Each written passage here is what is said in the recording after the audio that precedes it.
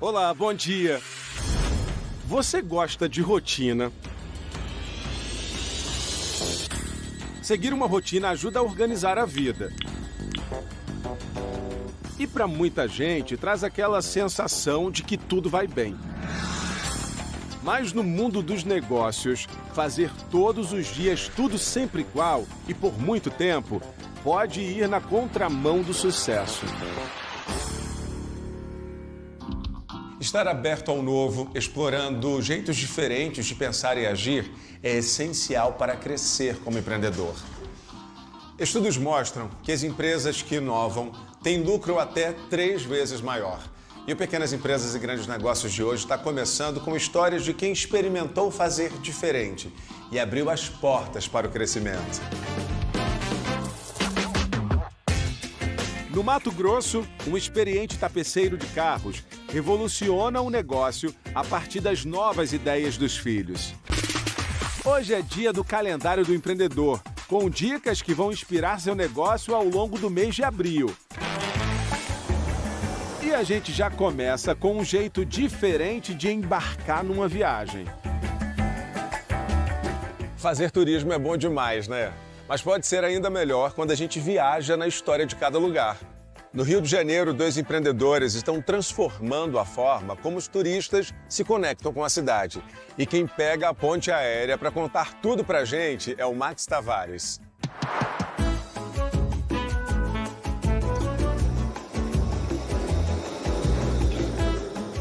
Foi caminhando pelas ruas do Rio de Janeiro que um paulista enxergou na história viva da cidade uma oportunidade de negócio. Mas Renato não andava sem rumo. Seguia as dicas do Rafael sobre arquitetura e história do Rio nas redes sociais. O jornalista era sua bússola carioca. E eu, apaixonado pelo aquele conteúdo, queria contar para os meus amigos uma das histórias que eu tinha lido, porque eu estava andando pela orla de Copacabana. E aí tive a ideia, né? Por que não essas histórias num mapa geolocalizado, onde você pudesse ver os pontos turísticos e de relevância histórico-cultural ao seu redor. O Renato entrou em contato comigo e do nosso encontro pessoal, ele falou dessa ideia de fazer um aplicativo. Eu tinha algo em mente, mas nada tão planejado como ele me apresentou. E o principal, eu percebi que ele não tinha só o interesse financeiro, ele era um admirador também. A ideia do Renato conquistou o Rafael. Dupla formada, era hora de partir para a ação. Foram 3 anos de muito trabalho, com estudos e testes até formatar o aplicativo. A plataforma é composta por um mapa geolocalizado com mais de 1.700 pontos cadastrados. Eu digo que o Renato é a cabeça e eu sou a alma, né? O Renato é o que pensa todo o planejamento da empresa e eu sou a pessoa que visita os lugares para pescar as histórias, né? Entro em cada prédio, cada casa, escrevo a história inteira, fotografo para a gente alimentar o aplicativo.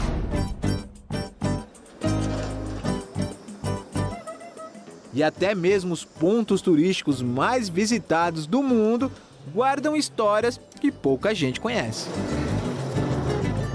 Esse é o nosso principal foco, né? Divulgar as histórias e as curiosidades que estão escondidas além do turismo tradicional que a gente vê aqui no Rio.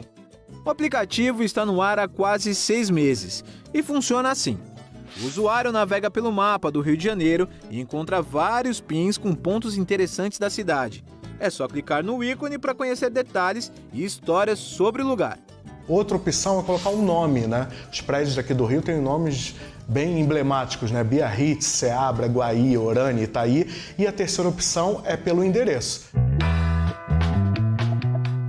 Quem usa o aplicativo não paga nada. Para viabilizar o negócio, os sócios firmaram uma parceria estratégica. E aí veio a ideia de apresentar o projeto para uma grande imobiliária aqui do Rio de Janeiro. Então a gente faz um match entre o banco de dados dessa imobiliária e os endereços que estão cadastrados. E se houver um apartamento para locação ou para venda em um imóvel que a gente está contando a história, o aplicativo mostra e aí incentiva, né? Mescla turismo com a venda de imóveis. Bom, fiquei Fiquei curioso agora, bora conhecer o Rio de Janeiro? Vamos conhecer, você vai gostar muito de passear pelas ruas do Rio.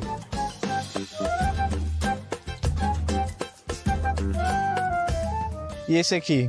Esse aqui é a Bica da Rainha, né? Aqui, há cerca de 200 anos, a Dona Maria I, Rainha de Portugal, ela vinha com a nora dela, Carlota Joaquina, em busca das propriedades medicinais das águas ferrosas. Elas passavam no corpo, tomavam essa água para espantar qualquer doença. E foi aqui que surgiu um ditado muito famoso, que é Maria vai com as outras, né? Por conta da Dona Maria I. As outras eram as seguidoras, as bajuladoras que seguiam a família real em todos os lugares. Figuras ilustres também ganham destaque na paisagem carioca. O escritor Machado de Assis, que nasceu e sempre morou no Rio, não poderia faltar. Os endereços pelos quais ele passou em vida já estão cadastrados lá no aplicativo. Já tem a residência que ele morou no centro, a antiga casa que ele morou por 25 anos no bairro do Cosme Velho. Para quem é fã do Machado de Assis, é um prato cheio. Para tornar os passeios ainda mais divertidos e atrair novos usuários, a dupla de empreendedores apostou num diferencial: a gamificação. Todos esses circuitos foram criados pelo Instituto Rio Patrimônio da Humanidade e hoje o turista pode percorrer esses pontos que estão mapeados e presencialmente fazer check-in. E uma vez que você complete todos os pontos de cada circuito, você ganha uma medalha, né? E também o aplicativo oferece prêmios. Então essa é uma forma de incentivar as pessoas a navegarem pela nossa plataforma. Os turistas ficam fascinados, mas quem se fascina mais é o morador do Rio, que fala para mim o tempo inteiro: eu passei em frente dessa casa e desse prédio a vida inteira e nunca imaginei que ele fosse tão bonito por dentro. Nunca imaginei a história que ele tem para contar. Conhecer o Rio, né, do passado por meio de uma plataforma tecnológica, para mim é muito empolgante. Isso é que move eu e meu sócio a continuarmos os projetos de expansão da nossa plataforma.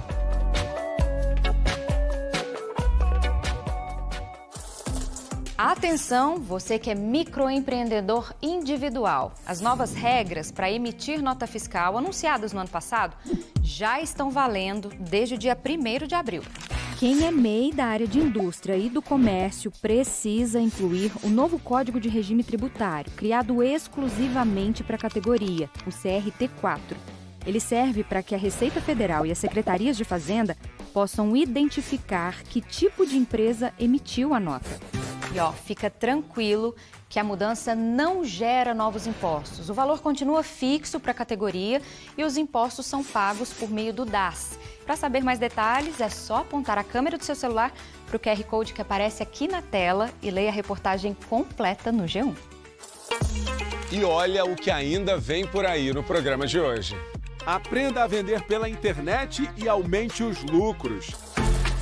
E a história de um casal que começou vendendo massas artesanais pela internet e hoje tem um restaurante em expansão. Fica por aí que a gente volta já.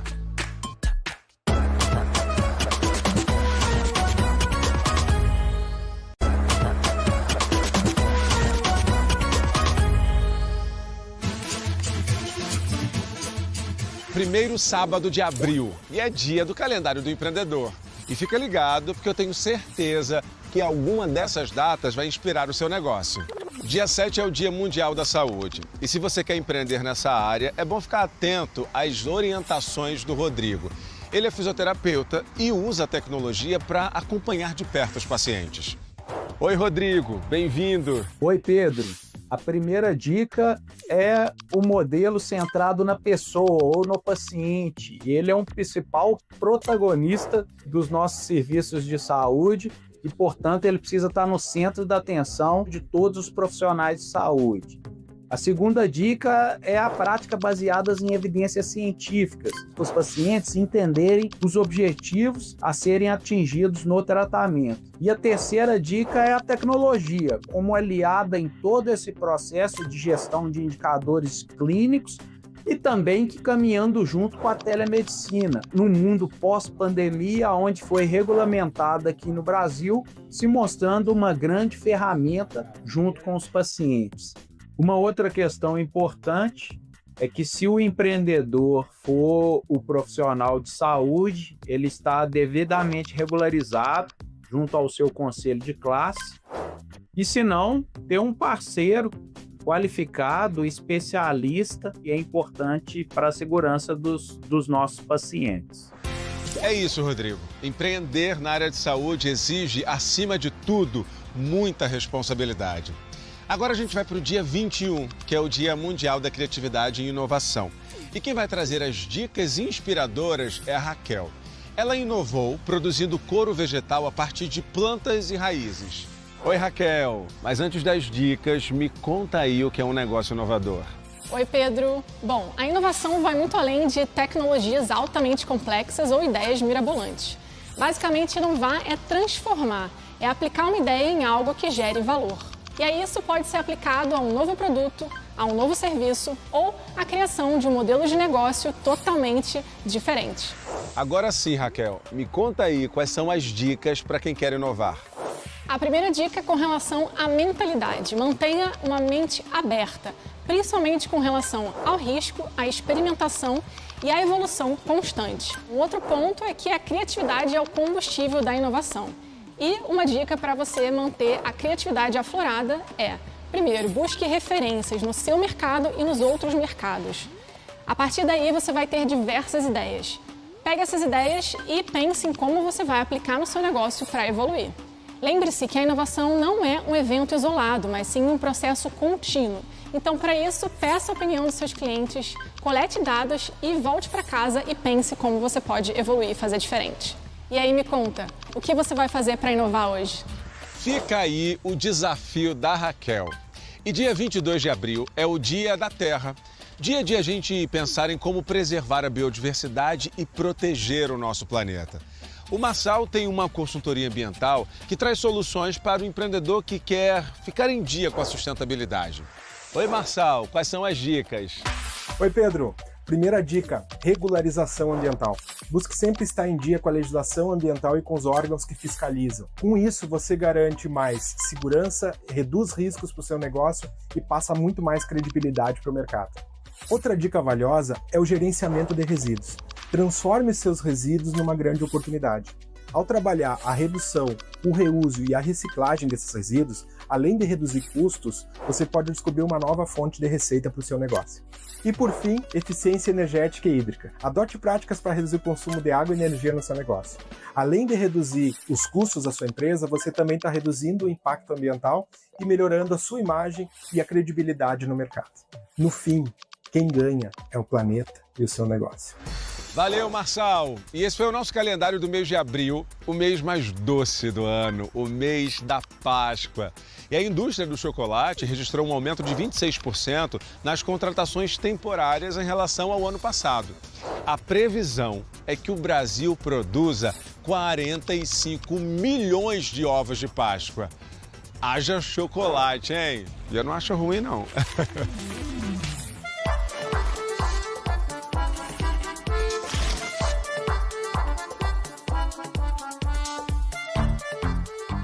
Mesas organizadas, a cozinha está a todo vapor e daqui a pouco os clientes começam a chegar. Mas antes disso, eu quero te contar a história de como um casal saiu da cozinha de casa e abriu um restaurante de massas num dos endereços mais valorizados de São Paulo. Corta, ferve, emprata. A ideia de trabalhar no ritmo frenético de uma cozinha profissional surgiu quando o mundo andava devagar durante a pandemia de Covid-19. Esse sentimento de que por quanto tempo a gente conseguiria ficar naquela situação. Do que a gente vai fazer daqui para frente. A Beatriz trabalhava numa grande empresa. O Wilder tinha acabado de ser demitido de um restaurante. Olhando o cenário do mundo, o que estava acontecendo, dificilmente ia conseguir um emprego rápido. Ia demorar muito, não sabia nem quando ia acabar a pandemia. A solução foi empreender. Eu sempre trabalhei por conta, então sempre inventei alguma coisa para fazer para conseguir ganhar dinheiro. E eu falei para ela, vamos vender comida no aplicativo, vamos vender pela internet. E por que massa? Porque você conseguia agregar muito valor e, Pedro, sinceramente, era muito barato. Era ovo e era farinha de trigo, era o que a gente tinha no momento. E vocês já sabiam fazer, Hilder? Nunca tinha feito nenhuma vez. Eu lembro que a gente comprou uma farinha de trigo X, pegamos um ovo, fizemos, ficou horrível. Foi aí que a gente começou a pesquisar pessoas, referências na internet, fora do Brasil, no Brasil, na Itália. Até que um dia a gente fez um teste, né? E aí ela e eu, ao mesmo tempo, falou assim, caramba. Acertamos. Acertamos na massa. 3 meses interruptos, testando massa todos os dias. Com a receita da massa pronta, o Hilder e a Beatriz criaram uma estratégia de vendas perfeita para o contexto da pandemia. Durante 6 meses onde a gente teve o delivery, a gente escrevia bilhetes todos à mão para cada cliente. Isso viralizou na internet. Foi quando a gente, de fato, começou a ganhar um volume, para quem estava começando, muito maior do que diversos outros restaurantes do mesmo nicho. Como é que foi a transição do delivery para o restaurante presencial? Então a gente já conseguia ver o fim da pandemia, já conseguia ver, enxergar, nossa, imagina essas pessoas comendo no prato, tendo a interação, só que a gente não tinha um dinheiro. E aí foi nesse momento que a gente contatou a nossa terceira sócia, que é a Jéssica, e aí foi quando ela entrou e justamente nos ajudou a seguir com o projeto. Eu sempre tive essa vontade, que eu sou administradora de formação, e sempre tive essa vontade de executar essas estratégias de marketing, né, de trabalhar com o público, o produto. A Jéssica conheceu o Hilder e a Beatriz antes da pandemia. Ela namorava um amigo do casal e foi convidada para um jantar. Ela fez um arroz negro. Eu olhei para ela e falei assim, você é da área? E ela falou assim, olha, no dia que vocês forem montar algum restaurante, alguma coisa de comida, eu quero estar junto com vocês, eu quero entrar junto com vocês. Eles estão juntos como sócios desde 2020. A Beatriz é a chefe de cozinha do restaurante. O Hilder cuida do administrativo e a Jéssica faz o marketing. Qual é o diferencial do restaurante de vocês? É estar próximo do cliente, é carinho, é afeto. E já que nós estamos falando de união, é hora de apresentar um parceiro importante dessa empresa. É o Bradesco, o banco da PJ. Realmente, o Bradesco é diferenciado e eu falo isso de coração, né? Tão diferenciado que essa história começou de forma inusitada, graças a uma gerente do Bradesco que era cliente do restaurante. Ela comeu e ela olhou pra gente e falou assim, como assim vocês ainda não são Bradesco? Como assim? É só mais um banco. Ela, não, eu não sou mais um banco. Vocês vão ver. E hoje é nosso parceiro chave, né? Ela liga, ela pergunta como está. Como é que tá aí? Tá precisando de alguma coisa? Cliente PJ no Bradesco conta com as soluções de recebimento Cielo, como Maquininha Cielo Liu, o meio de pagamento oficial do Lollapalooza Brasil. Você pode integrar seu negócio direto na maquininha, com gestão de pedidos e relatórios personalizados. Além disso, você tem à disposição gerentes especialistas Bradesco para assegurar seu negócio com as melhores soluções de pagamentos e recebimentos. Seja um seguro, seja um consórcio, seja uma conta para funcionários, seja... Capital de giro. Capital de giro, principalmente. Eu acho que essa faz toda a diferença. A parte de relacionamento que veio junto com essa parceria do Bradesco foi muito forte, foi muito boa. Bom, em time que trabalha junto, se diverte junto? Com certeza. Por que não, né? Então deixa eu contar uma coisa aqui pra vocês. O Bradesco, que patrocina o Lollapalooza, quer convidar vocês para curtir o primeiro dia de shows do festival. E aí? Que coisa boa! Vocês já foram no Lola? Não, nunca fomos. Primeira vez? Então topam? Com certeza.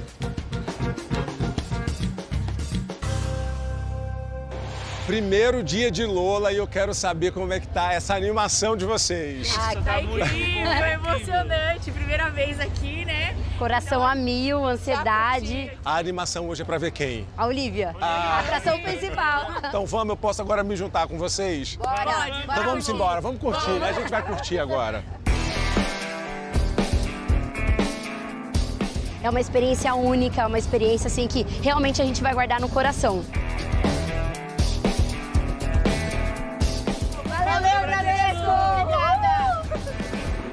E você também pode ter um gostinho do Lollapalooza Brasil. Na madrugada deste domingo, a Globo exibe os melhores momentos do festival. Bradesco, o Banco da PJ. Seguimos juntos e olha só o que ainda tem no programa de hoje. No Mato Grosso, a trajetória de um tapeceiro automotivo que se associou aos filhos e expandiu os horizontes da empresa. Não saia daí, a gente volta já.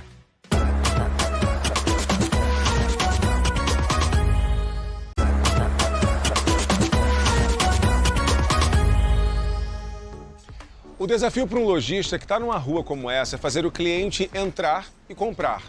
Mas sabia que dá para levar o cliente até o seu negócio sem ele precisar sair de casa? É o que mostra para a gente agora o Max Tavares. Pedro e sua mãe, Alessandra, são donos desse brechó na zona sul da capital paulista. Eles estão preparando as peças que chegaram para vender, mas de um jeito diferente.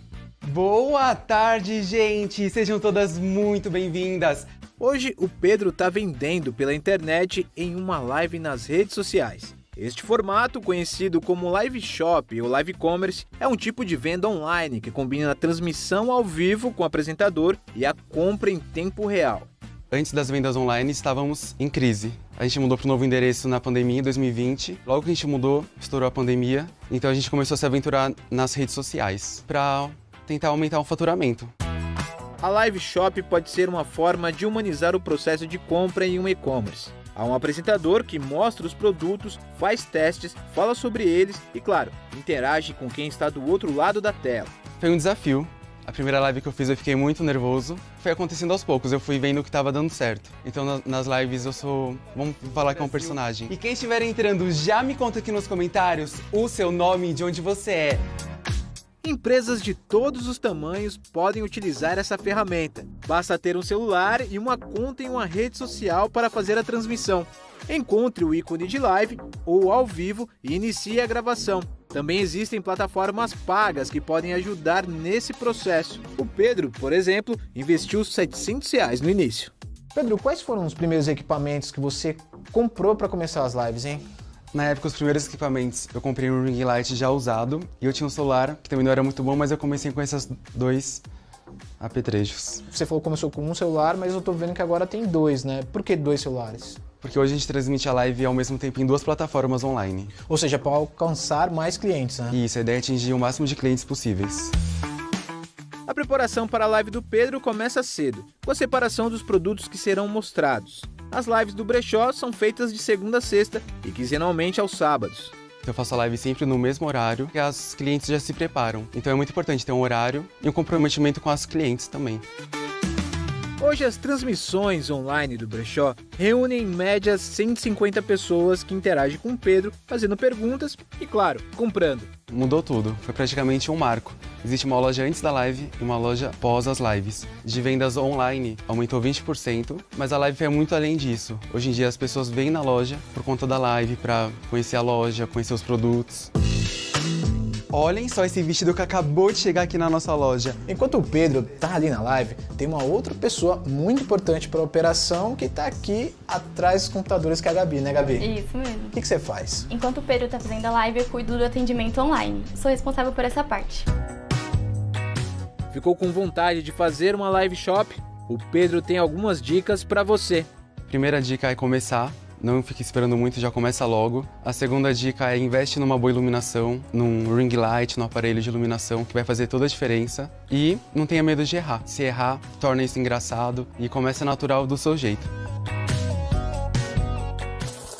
Com mais de 30 anos de tradição em Cuiabá, uma tapeçaria automotiva se reinventou.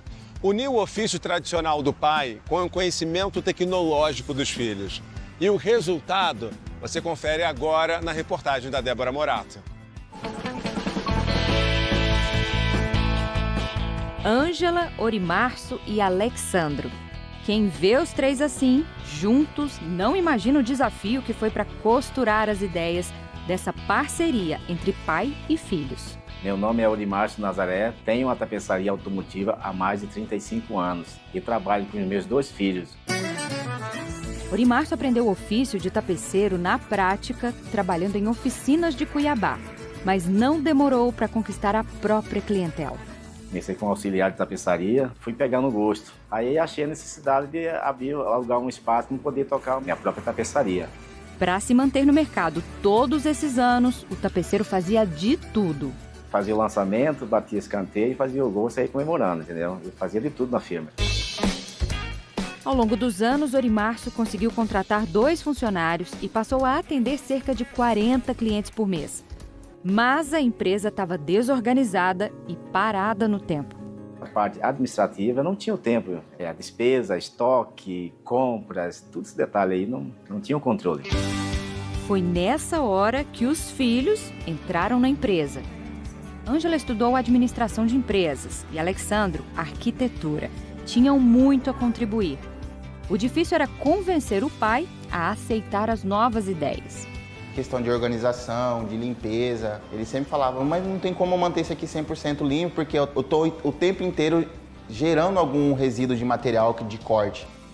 Com um jeitinho de filha e longe da linha de produção onde o pai atuava, Ângela fez a primeira mudança na empresa. Implementou um sistema para registrar as contas e controlar as finanças. Era anotação no caderninho, as coisas estavam tudo bagunçado. Então, para eu conseguir colocar isso em ordem, foi bastante desafiador. Nunca fiz curso nenhum na época de tapeçaria, né? Aí surgiu esse curso aí, a Ângela me falou, pai, você não quer ir? E eles continuaram me insistindo. Eu falei, eu sempre falando não, né? Chegaram um momento que falou, pai, já fizemos inscrição do senhor, o senhor vai tal dia. E a virada de chave aconteceu graças ao curso que a Ângela comprou para o pai. É que depois de encontrar vários tapeceiros em São Paulo, seu Orimárcio, que achava que já sabia de tudo do setor, começou a acreditar nas mudanças para o crescimento da empresa. Aprendi muita coisa, achei que eu era o cara. E a partir desse curso aí eu fui me evoluindo nas ideias, no jeito de trabalhar, nos equipamentos. Um ano depois, seu Orimárcio estava pronto para escutar as ideias inovadoras do filho. Alexandro começou repaginando a empresa com uma boa reforma. A gente precisava de um espaço para corte, para montagem, para desmontagem, para costura. O arquiteto ainda trouxe outro diferencial, os projetos com software em 3D que fazem o cliente enxergar como o carro vai ficar pronto. Os novos clientes com até surpresa, porque chegavam e falavam, nossa, nunca tinha visto uma tapeçaria dessa aqui na cidade. Além das reformas de estofados, a empresa passou a oferecer serviços personalizados. Hoje a gente faz a confecção de capa, revestimento, assoalho, teto, tudo que é relacionado à parte interna do carro a gente trabalha hoje. O combo familiar, que já dura 5 anos, deu certo. Com mais clientes, o faturamento da tapeçaria aumentou mais de 300% e o número de colaboradores passou de 3 para 9. A família, feliz da vida, afirma que é só o começo. O futuro para nós, com a graça de Deus, é um futuro bem promissor, né? A gente vem investindo não só na estrutura, mas na qualificação dos nossos profissionais, pensando realmente lá na frente. Trabalhar em família vale muito a pena. É lógico que tem os desafios, as desavenças, isso aí é coisa normal. Um conselho que eu daria é o seguinte, não seja um cara cabeça dura, porque para você empreender, você tem que se preparar, você tem que estudar. Tenha orgulho de ser tapeceiro.